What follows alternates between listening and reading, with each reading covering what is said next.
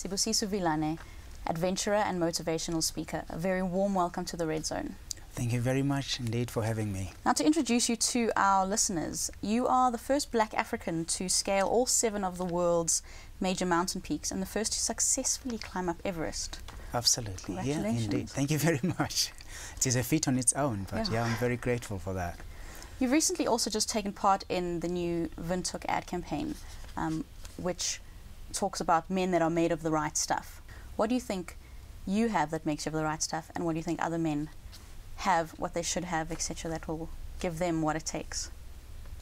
Well, first of all, I would like to thank Windhoek really for believing in me and for seeing the similarities between me and them as a brand, between me as a brand on my own. But yeah, men made of the right stuff, I think, in my view, are men that are really pure, men that are very genuine, and I believe I portray that in whatever else I do, because I mean, I come from a very humble background, but I've never changed. I've remained the same since when I was young until about now, and that's what you need, and that is what makes me the man or the person made of the right stuff. Now, that's very similar to Windhoek, who since 1920s, when they were started in Namibia, have remained true to themselves, using only pure ingredients with the same sort of formula, etc. Who else do you think remains true to themselves? Who do you look up to?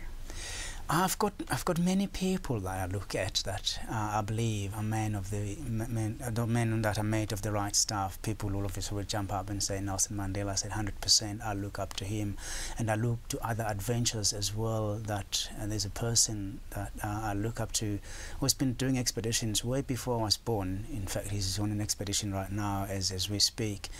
And he's remained the same, and I had the opportunity to team up with him on an expedition. Well, to say the names, Ronald Fiennes, a British polar explorer, world renowned. For 2 months I was with this great man who we all adore and most people look up to when it comes to adventuring, but he was down to earth and he's pure, he's genuine. So those are people that I look up to and I try to emulate if one can possibly do that, which I believe it's really near impossible to do. We all are unique on our own right, as to speak, but yes, those are people I look up to. Now, going back to the campaign, the advert forms part of a larger movement, which is the Windhoek's Pure Beer Society. Can you tell me a little bit more about that?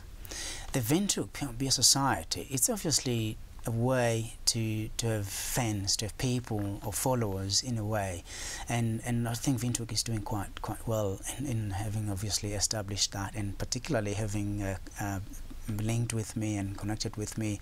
People really relate to me in what I do, and now there's Windhoek on the other side. So this society is going to be really growing and becoming much more stronger, and as a brand I think they need that, and this is a perfect opportunity for them to exploit that as well using me, and I'm very grateful for that too. I mean, they're quite a very great, vibrant brand and being part of the society, and in fact, even to talk about that, I remember I had to answer questions that people were asking. It was amazing that they could really relate to what I do. What is it like climbing Everest, and why did you do it? Weren't you scared of dying? Things like that. And now I'm having to send back those ones to this little big club or society. I'm sure it's really quite amazing, but it will just keep the brand vibrant and growing. Now, along with this Pure Beer Society, Windhoek as a brand follows one of the oldest food regulations in the world, the Reinheitsgebot, and it's basically got to do with using pure ingredients in the best way possible. How do you think the campaign suits this, and how do you think your brand ambassadorship relates as well? Well, you look at what the people really want, and I don't believe that people want anything that's fake. They want something genuine, and if Windhoek is still sticking to their original purest being from ever since they came to exist, that way they're living the legacy that they live for, that they promote, and in as much as in a similar way as I'm building a legacy that I want to one day leave behind for Africa and for the continent. So those are 2 amazing brands that have merged or teamed up together just to portray that. That is what you do if you want to leave a legacy. You don't chop and change, because then you lose that legacy behind that. So you just have to be genuine and and that's it. Well, going back to your legacy, you started from really humble beginnings as a goat herder in Swaziland. You're now one of the world's most revered adventurers. Can you tell us a bit more about your journey and what got you here? Wow, my journey has been quite an amazing one, very inspiring, even to myself as well. Because like you say, I came from probably much more very poor conditions or upbringing and everything, because when I was young, I always say, if people had seen me when before the age of 10, they would look at me and say, he will amount to nothing, because I looked poor, I was walking naked, barefoot, chasing goats and cows. But they would have been wrong, because when people started giving me opportunities, I would take them, because I had the self-belief that I deserved better. And that is what I believe about anybody, any person, regardless of being African or something. But then obviously now, having become the first black person to do amazing things, coming from a humble background, it sort of like sets that example. But it took me about the age of 26 years when I got introduced to climbing. By chance, I met somebody in a game reserve who said, Sibusiso, I think you've got a talent for climbing, while I was helping him in this walk. So I tried to talk him off that idea, because I said, I don't think we Africans, black people in Africa, climb mountains.